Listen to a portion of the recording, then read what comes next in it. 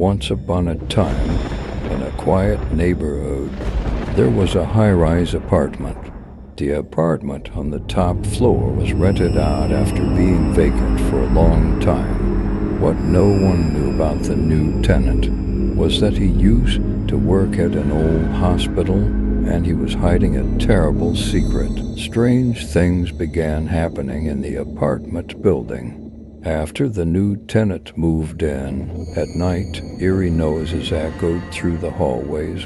Neighbors claimed to have seen a ghostly figure wandering around the building. Every day, the rug in front of the door of the apartment became more worn and faded. One day, a neighbor mustered up the courage to go and talk to the new tenant.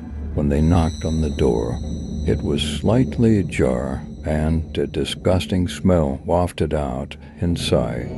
The floors were covered in bloodstains, and in the middle of the room stood a man wearing old hospital clothes, his eyes empty. "What are you doing here?" the neighbor asked.